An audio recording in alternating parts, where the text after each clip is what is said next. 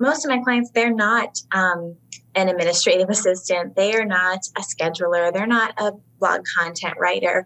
They're not a social media expert. They can do all those things. They can certainly schedule their own meetings. But if they're not an expert in doing that, and that's not where their genius zone is, it's not going to be as efficient in the long run. And it's not going to be the quality that they want in the long run. Hey, welcome to another episode of the Coffee Break Podcast, where our mission is to share business ideas, practices, and strategies while we enjoy our cup of coffee. And today I'm excited because we're going to be talking a little bit about virtual assistants. Now, you've probably heard about virtual assistants before, but we're going to dive into even some of my hesitations because I have been interested in something like this for a while, and I've never pulled the trigger on it. I've never made the decision because of some of my hesitations of how much work is it going to actually be to get started. So we're going to talk a little bit about that today, and our guest is going to be Danielle Cuomo. She is the founder of Virtual Assistant USA, and she is going to be talking a lot about kind of how that process gets started. Virtual Assist USA is the name of her company. She's going to be talking a little bit about how to get started in that. But before we jump into that conversation, I want to invite you to subscribe. If you haven't already, make sure you subscribe to the podcast by visiting locdoc.net/podcast. You can also see the video version of this online on YouTube and Facebook. Just search for us, LOCDOCINC, and you'll find it there. You can hit the subscribe button on YouTube, and you'll see the brand new episode every Tuesday morning at 9 a.m., as well as the other video content that we provide for you every week with value-added information, answering frequently asked questions, and lots of other information that will be valuable for you as a business and as a business leader. Thank you for joining us today as we get started into talking about virtual assistants. So grab a cup of coffee and join us for this conversation. We got so much to say. We got a podcast to make. We're sipping on lattes, and it's time for a coffee break. Time for a coffee break. Oh, yeah. Well, Danielle, thank you for joining us today. Thank you very much for having me. So you're coming to us from Pittsburgh, which is pretty exciting. We have been having a slew of guests from all across the country and all across the world here recently, but I think I do believe you're the first one from Pittsburgh. So congratulations, you get to hold that title. I don't know. We were talking about this just a few months ago. I don't know. I'm pretty confident I've flown through Pittsburgh before, but I don't know that I know that many people from the area. So, but very, very cool. Well, we welcome you to the podcast today. We got some really cool stuff to talk about, some stuff that I've been interested in for a while. And so I'm interested to learn here today about kind of the entire world of virtual assistants. And we'll get into that momentarily. But we do have to jump into rapid fire, 5 randomly selected questions just to get under your skin with unknown point values, because that's how we like to get to know people. So are you ready to roll? Are you game?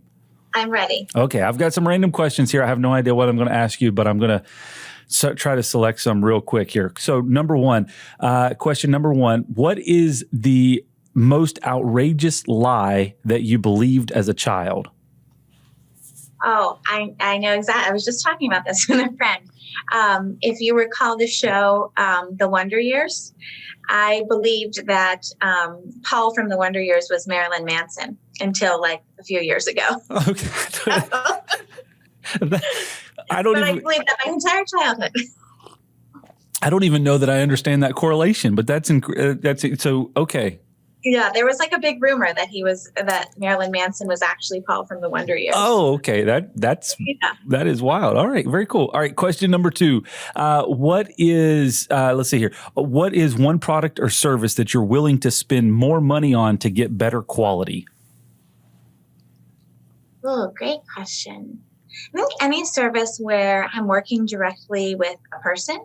So whether that's a household service or a business service, I definitely believe that you get what you pay for. So I'm willing to pay a little bit more just to make sure that the quality's there and I'm not wasting my time. Basically, like kind of personalized services or things of that nature.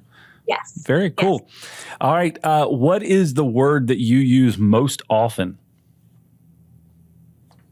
Oh, with my team, probably leverage. I think we talk a lot about leveraging, for our clients and with our own internal team. So I probably say that the most in our team meetings. All right. Well, we'll keep a tracker of it through the conversation today to see. Now I'm going to be conscious of saying. My wife tells me that I say intriguing way too much, so that's it's no big deal there. All right. Here's another question, and this is actually very interesting because of some of the stuff I've been dealing with lately. What is an item that you like to collect? Oh, collect. Well, I've loved collecting like geodes and crystals. So I've always had those. And then also Penn State memorabilia. My husband and I both are Penn State alumni. And so our entire game room is all Penn State football memorabilia. So anytime I see it, I have to grab it. All right. Penn State and crystals. All right, here we go. One last question, number 5. If you could tell your past self one thing, basically give your past self some advice, what would it be? I would say it will all work out perfectly, because I think, especially when I was starting my business in my early 20s, it was something that I was constantly, worried about what was going to happen the next day. And I think that's true for many people that are starting businesses. But I would just take that anxiety away. Yeah, that's interesting. There's, especially now, there's a lot of talk about anxiety and being anxious and the feeling of being anxious. And I think it's very interesting advice, because at the end of the day, we worry a lot about the potential, right? But then it happens, and it's kind of, it happens. And so you just have to embrace what's happening rather than worrying about what could or couldn't happen. So that's very interesting advice. Yeah, I had so much, anxiety around my business in the early years about scenarios I would put in my head. What could happen? This could happen. This could happen. And they never happened. It was always something that blindsided you, that you never thought of, that you never prepared for. So I wouldn't have wasted all that time. Yeah.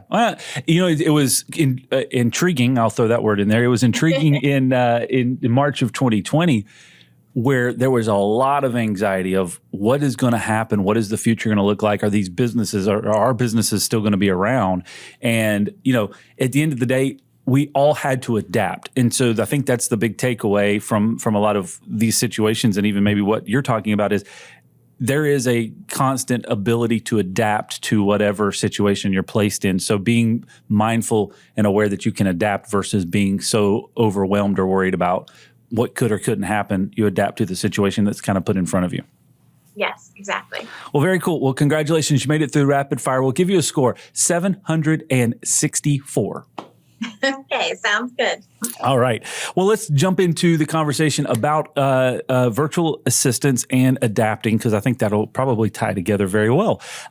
So tell me a little bit about your business, and because I want to understand a little bit of the context of why in the world you got into this world of virtual assistants. And then I want to understand and unpack a little bit more of how to get the best out of it, because as I kind of said at the beginning of the conversation, this is something I've looked at in the past and I've researched in the past, and I have failed to pull the trigger on it. I've failed to actually take action on it. And so I'm interested because I want to understand a little bit more and unpack a little bit more of how to make the most of it, and if it's something that I could utilize. But before we do that, I want to understand why you got into it. So I actually have a pretty interesting story of how I got into it. I was working in IT consulting at the time. It was just the start of the recession back in 2008, and they laid off my entire department. And obviously, it was a huge shock to me. And if you recall, it wasn't a great time to be searching for a new job. And so my aunt at the time had a coaching business, and she had a virtual assistant. She was telling me about it. I thought it sounded intriguing, to use your word, but I thought there were a lot of ways that I could do it better, tweak it, maybe improve upon the service. I had just finished my MBA, and so I was sort of filled with ideas. And so I figured, this is the time to do it. I gave myself 6 months, and I said, if I, at the end of 6 months, if this isn't working, I'm going to go and find a job, if you will. And it took off right away. And that was back when a lot of people didn't know what virtual assistants are or do. And so there was a lot more education around it. And now it's a lot more commonplace. So the term virtual assistant, though, and again, because this was something we were talking about before, it seems to be commonplace now. But I also think that there may be, maybe some, it's just a remote worker effectively, right? Yes. Yeah. And we've used different terms that have been interchangeable as well. Like online business manager has been one that's been pretty popular, because I think that while when prospective clients are searching for us online, they're searching for a virtual assistant, that's the term that they're using, but they're really looking for something a lot more robust than that. So there's, a little bit of a challenge there in the wording. Because it's not a robotic automated thing. It is a actual person that you're hiring just to do what tasks for you that are typically online or typically digital resources. Yes. Okay. So now you do this, and you've got a full team of people that are doing this and helping folks all across the country and the world? Well, yes. Very cool. What's one of the countries that you're like, wow, this is really cool. I never really thought we would have had somebody here. We have a client. She is American, but she lives in Singapore and has lived there for many years. And so we work with her. We have a client in Australia. So it's it's pretty interesting, because I had imagined it only being nationwide, but it's become global. We understand the frustrations HOA board members and property managers face when deciding the best solution for their HOA and pool security. Should we use a keypad, hand out keys, or install a key card system? Do we even need cameras? These are some of the questions that are difficult to navigate, and we're here to help. At Loc-Doc Security, we've spent over 20 years working with homeowners associations and property managers to find the system that best fits the pool and HOA needs. Camera systems for the front gate or front entrance, key card systems for the pool gates, or simply updating the gate so that it meets safety and code compliance. We like to take the guesswork out of the process to answer any questions and help find the right solution. Our mission is to help you protect your people and your property, and that includes pools. Contact our team today to schedule your free consultation for your community. So let me kind of dive into some of the tactical things. What are some typical things that a virtual assistant, or maybe some of the types of things that your virtual assistants or your team, is that what you refer to them as, virtual assistants? I'll just make sure I'm clear. Yep. What are some things that they typically will do for your clients? One of the biggest things is email inbox management. So managing correspondence, follow-ups, that sort of thing. Taking care, we could sort of call it email triage in our team, where, we can take care of the bulk of the communications for the client so that they can just focus on a few things. Also anything administrative. So whether that's competitive research or scheduling, planning, travel planning is something that's now coming back. Within the past year, we didn't do much of that, as well as social media content development, writing blogs, posting blogs, and any sort of follow-up and follow-through for the client sales process as well. Okay. So a lot of email inbox research. When you say competitive research, break that down for me a little bit. Sometimes clients, if they're looking to have a new focus area of their business, they're wondering what competitors are out there, who else is doing it, how are they doing it, how can we differentiate ourselves? Now, we'll aggregate all that information. In a process like that, because I'm trying to think through this. Are you, say for instance, I sign up for your service. Am I assigned a specific person that is helping out with that? Or do you resource and say, well, this is a great individual that does great research, and this is somebody that does really good at blog post writing, and this is somebody that does really good at email management? Is it shared resources, or is it a designated individual? Well, it's sort of both. So you are assigned to a dedicated VA. So if you are working with social media, for example, you would always work with the same social media VA. That way, you're getting to know each other, you're building the relationship. It just makes everything much smoother. But in my company specifically, if you're working with someone for social media, but you also need some bookkeeping done, we don't like to have everybody kind of being a jack of all trades. We Sure. like everyone working in their genius zones. So then you would work with a bookkeeper on the team, only on your bookkeeping, but same bookkeeper all the time. Okay, so you can resource different types of virtual assistants to kind of get the best of the whole process. Email inbox management. I'm going to kind of jump on that one for a little bit because that's something that I personally struggle with, and I'm not going to disclose the number of unread messages in my inbox, but it is I don't know if it's embarrassing, but it is a lot. How can somebody, because I personally have gotten to a point, so I'm going to give you an opportunity to kind of to sell me on this concept. I've gotten to a point where I'm like, if somebody sends me an email, they call me and tell me, hey, go check your email if it's important, because outside of that, it's a bit ridiculous. Where is the value of having somebody doing email triage and managing your inbox? Mm-hmm. Well, when clients start with us, one of the things that I think overwhelms most people the most is their inbox. And that's generally what's preventing most business owners, most entrepreneurs from growing their business, getting out there, doing the strategic things they need to do. They're just sort of stuck in their inbox all day. So generally what we would do is have a virtual assistant check at regular intervals through the day. So we would preset those with the clients. Generally it might be a morning, afternoon, evening. For some clients, they have a high enough volume that it's an hourly check. Just sort of depends on your volume. And the virtual assistant will go through into those emails. They'll clean everything up. If there's something that is a frequently asked question, they will respond. They can either respond in the client's voice or as the client's assistant. Gotcha. So, hi, I'm Chad's assistant. Here's your answer. Most clients are surprised to find that they do have a pattern of a lot of frequently asked questions. So to use an example, if somebody is requesting that you be on their podcast, there's probably a process that you follow. And so the virtual assistant can then follow that process. Our goal is really to clear up about 80% of the inbox. And then at the end of the day, we usually file them in a folder, the emails that the client has to respond to themselves, whether it's something sensitive or personal or just something that the client needs their brain on. But still, if we're able to reduce their emails by that much, it's giving them back a lot of time. And so it's successful in that way.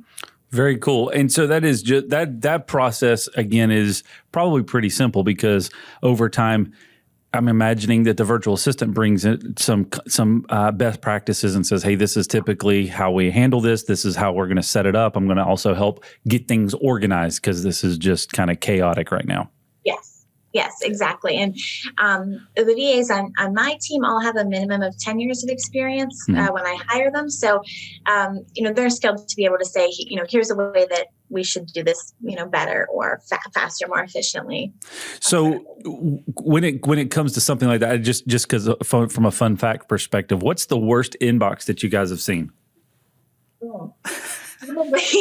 Unread emails in the thousands. And the worst part of that isn't just, calling through that and seeing what, isn't relevant anymore and things like that, but it's seeing the missed opportunities for a client. So if there was a prospect in there, a media opportunity, those things are very timely. And if you're not timely and responsive with it, you lose the opportunity. Very cool. Okay. How would a person know? So, say you're at whatever position in your organization, maybe you're a business owner or in some type of leadership. How do you know when you're getting to the point of going, hey, I need an assistant other than, 9 o'clock at night, beating your head against the wall going, I can't do this anymore. I need some help. Outside of that, how do you what are some of the signs that you're leading up to that before it's the jump off a cliff type thing that I need some help? So I think there's an important distinction between needing help and being ready for help. Ooh. So most entrepreneurs that I know, probably the same in your circle, they could all use additional help. They could all use more hours in the day. Everyone could probably benefit from that. But I think there's the distinction when you're ready to hire a virtual assistant. It has to be something where you are willing to let go of some processes. I mentioned before that with an experienced virtual assistant, they might have suggestions for you of best practices. And so it's important to be open to that and to be ready to accept those types of suggestions, and that type of feedback, I think, is very important. You also have to be in a position where you're comfortable with giving feedback and taking the time to build a relationship with someone. So there can be a misconception because you aren't in the same office and you can't just, walk over and knock on the door next door. You are virtual. Sometimes you might be in even different states. And so it's really important to take the time to build the relationship with the virtual assistant. And if you aren't going to have the time to do that, or you aren't going to be interested in doing that, you're probably not ready to have a VA. Gotcha. When it comes to that process, how much time? So say, for instance, I'm just trying to theorize here. I need help with email, and I need help with managing my calendar, because those are two things that one, email, obviously, but the calendar would be good to help with that, and even the research. But let's just say email and calendar. How much time would I expect to need to interact with that assistant? So generally we say if you're meeting on the phone or on video at least once a week is a great way to establish the relationship, being able to provide mutual feedback, hit any touch points, that sort of thing. And after generally just a few weeks, you find yourself in a groove with the virtual assistant. Because they are experienced, they know the right questions to ask. They, understand all that. So it generally happens a lot quicker than a client would expect to ramp up and to get to that point, just because of the experience of the VA. But as far as, so we say, okay, we've put them on a kind of a process to manage the inbox. At that point, once you've established that rapport, it's almost kind of on autopilot. You just, I would just go to that section of my email and see the things that I need to take action on. Yeah, so generally it does go on autopilot. So you get a recap email at the end of the day that says, I answered this many emails. Here were some issues. Here's what came up. Here's what we got a lot of questions by, and here are the emails that you need to answer. And so you're in touch with the VA, each day, but maybe not on the phone. Maybe it's just an email. Gotcha. So you've set up a process. You're ready. Or there's a distinction between the need and being ready to actually implement it. So we'll probably all need it. It's just, are we actually ready to offload that and to be able to give that stuff up? What is some of the hesitation that you receive, or when you're talking with somebody, what are some of the big questions that people are going, well, what about, or what if, or what information do I have to give up in order to allow somebody to help me out? One hesitation that I get quite a bit is someone saying, it will take me so much time to teach someone how to do this. I should just do this myself. So it will take me way too much time to teach someone how to run this function. I'm just going to do it. And so that's a very valid point. It's a fair point. But I do use this analogy with clients that I can share with you that I think helps give it a better picture. So if you are a right hand dominant person and you're doing everything with your right hand, and then you try to do something, write something with your left hand, you can probably do it. It's not going to look as great. It's going to be sloppy. It's going to take you more time. And so that's how I share with my clients about how they should think about tasks. So most of my clients, they're not an administrative assistant. They are not a scheduler. They're not a blog content writer. They're not a social media expert. They can do all those things. They can certainly schedule their own meetings. But if they're not an expert in doing that, and that's not where their genius zone is, it's not going to be as efficient in the long run. And it's not going to be the quality that they want in the long run. So same thing again, just thinking about, your dominant hand. Gotcha. So you understand the need, you understand the ready, you kind of are working through some of those hesitations. What is the best way to use a virtual assistant so that you can, or maybe even to implement it? So what does that process look like? Today I say, okay, I need help in these two areas right now. What do I have to look like? What is the onboarding and orientation process look like? Mhm. So the onboarding process is pretty quick, again, because the VAs are very experienced. And so if you know what you need to delegate, it can get off the ground that day. A lot of times, though, we will get folks that don't really know what they want to delegate, but they know that they're working like 14 hours a day and they can't sustain that. And so what I will tell them to do is to take 2 or 3 days. It seems cumbersome, but it will work out in the end. Write down everything that they do, all of the tasks that they do. We review that with their VA at the end of those 3 days, and we think of things that maybe they can automate. Maybe there's a software that can automate this practice and they don't know about it yet, so we can share that with them. The second are things that the VA can take over for them in an easy way. And then the third are things that the client just absolutely needs to do themselves, like maybe it's a sales call or a podcast interview, something like that. But we really try to help them look at their day and put it in those 3 buckets. And that just kind of helps organize their thoughts if they're thinking, how do I get started? I know I need this, but what do I outsource? Gotcha. So it can spin up pretty quick and then start to get the benefits. You're just going to have to invest a little bit of time up front. And I think that's probably a big hesitation across the board with any new process is how much time is it going, am I going to have to invest to get that return back? And so we just continually defer it down the line, and we're effectively eating up all that time just over an extended period. Yeah. So in that situation, I always tell my clients, the time is going to pass anyway. That time is going to go by. So if you just take the time now to connect with your VA, get those things outsourced and off your plate, in the next month, you're going to be in a much different position than you are now. Can you copy this key? That's a question we get asked about 3,422 times a year. And how can you actually be sure that the person who asked that question is supposed to get a copy of that key?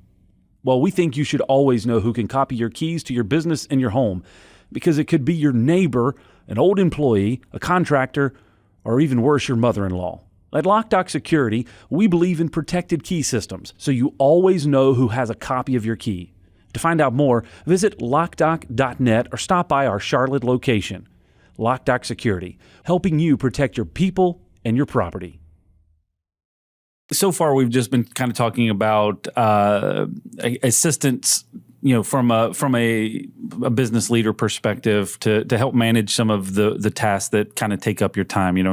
The best use of my time is probably not sitting behind a computer going through my inbox, but there are other reasons that you would want to use a virtual assistant, and talk with me through some of those things. In a general terms of business, you're an entrepreneur. You're getting things started. Maybe you've grown your team to 3 or 4 people, and you're still trying to process payroll. You're still trying to manage expense reports. You're still trying to do some of those other tasks that are very, very important that you're trying to hang on to, but it's taking up large gaps of your day as you're trying to navigate, hiring and setting new processes in place. So what are some other ways outside of just the email management, the blog post and social media and travel planning and all those things that you have been able to resource, or people have been able to resource your virtual assistants to get value for their business? So I would say in one case, if you're thinking about an entrepreneur that is doing the sales for their company or for their product. So obviously they would want to do all of the sales calls, have those conversations, but there's a whole lot of stuff that you need to get to that conversation. So maybe it's researching RFPs, responding to RFPs, developing proposals, researching the person that you're going to speak to on LinkedIn before you talk, and just passing on a few talking points to your client and saying, oh, this person is an alumni of the same school that you went to, or this is an interesting project they've done. So all of those things that are on the back end of that sales process can be done by the VA, but you as the client can still be having that face-to-face conversation and having that sales call, but you're having help leading up to it. Gotcha. Is there a play for utilizing virtual assistants to kind of test out, hey, I think we may need a new position here. Maybe it's we've gotten to the point where we need an additional person to, I don't know, send out, I don't know what a good position is because I'm just trying to think off the top of my head here, maybe to help manage our invoicing, But I think it's probably going to be a full-time position, but I'm not quite sure yet, and I'm trying to figure out that structure. Is there a way to utilize a virtual assistant to kind of spin those processes up? Yeah, absolutely. So we refer to that as short-term gap assistance. So sort of exploring, does this need warrant hiring someone and dealing with, bringing on an employee? Maybe we can just contract it out. Maybe we don't need it. Maybe it can be done in a different way. So that's, one option. We'll also do gap assistance if someone is out on paternal leave or another type of leave, taking a sabbatical. And then we do have clients that see us in their long-term vision, and they never want to deal with hiring an employee. They only want to deal with a virtual assistant, and that's what their vision and their plan is. Virtual assistants, are they typically, what is the amount of time? So, I mean, in terms of a traditional employee, you're thinking 40 hours a week type thing, or maybe a part-time role. What is too much work to hire a virtual assistant for, and what is kind of the adequate amount that you would typically expect? Mm-hmm. So generally, if you're consistently using over 30 or 35 hours a week with your VA, it might make more sense financially to hire an employee. Even though if you're bringing on your own employee, you have to deal with the taxes and the benefits, it still might make more financial sense in the long run. Most of our clients are sort of in a spot of 10 to 20 hours a week, and that can fluctuate. So one of the things and the benefits of working with a virtual assistant versus an employee is that you don't have to commit to, I'm going to find 20 hours of work for this person a week. That's my job. And so it's not something that if you have 8 hours one week or you're going on vacation and you don't need any support, you don't have to worry about paying an employee or filling in their gaps. So it's kind of a pay-as-you-go type system. It is, yes. Okay. That was another question. Kind of, what is my commitment to this? So I say, hey, I'm ready to rock and roll with this. Let's get moving. Am I signing up for a week? Am I signing up for 30 days? Am I signing up for a year? What's kind of the commitment level, and what is the So let's answer that question first. What is the commitment level? So every company is a little bit different. Some companies will require that you hire them on a monthly basis, for example. We don't have any minimums, so you could use someone for an hour and then never use them again if you don't want to. Sure. So the flexibility is really important there.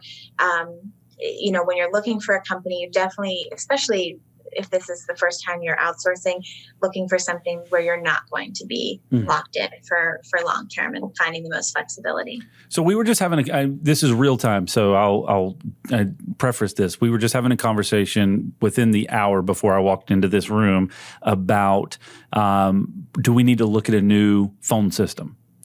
So in terms of that, if I had an account set up with you, I could say, hey, I need somebody to do research on all the top 5 voice over IP phone systems and give us a report on it so we can make a decision. Is that something that a research assistant would be able to help with? Yes, exactly. And so that's something too where, you would still make the final decision on that, but all of that research and time leading up to it is not something that you need to spend your time doing. Somebody else can do that. And maybe they can do it more efficiently because they're used to doing that. Sure. Okay, that makes sense. So is the process just getting the account set up and kind of having a ready to go process, and then as needed? So hey, you know what? I need somebody to help with this repetitive task for the next to be determined amount of time, but also at random, hey, we also need to know, we're looking to do A, B, and C in the company, and we just need somebody to go do all of the research and bring back the results. And so you can kind of use that as a ebb and flow. Yes, it can be a combination of both of those types of tasks. All right. Very cool. Well, I think that gives me a better understanding of kind of how things would get started. As I've looked through it in the past, it got to the point where I was I guess got distracted with what is it going to require for me to get started, so I never got started type thing. Yes. You're not alone in that. Well, very cool. Well, I appreciate you sharing with us today. The name of your company. Tell us a little bit about if somebody like myself or whoever would like to get in contact with you guys and say, hey, how can you help me out? What's the name of the company? How do we do that? It's Virtual Assist USA. So you can go to virtualassist.com. That takes you right to our website. And I answer all the inquiries there. So if someone just had a question about virtual assistants that maybe we didn't get to talk about today, I'd also be happy to answer any questions. Very cool. Well, I appreciate your time and definitely appreciate all the information. It gives me a little bit of more confidence to be able to make a decision like this and start to figure out how we can utilize some of these services, because there's definitely a need. I think in any business, no matter how many employees that you have, there are opportunities that you need to resource a few hours additional. And, if your team is already kind of strapped on time and everybody is just kind of to the max, having something like this in your back pocket to say, hey, here's some additional resources that I can pull from as necessary, I think is a great value. Yes, absolutely.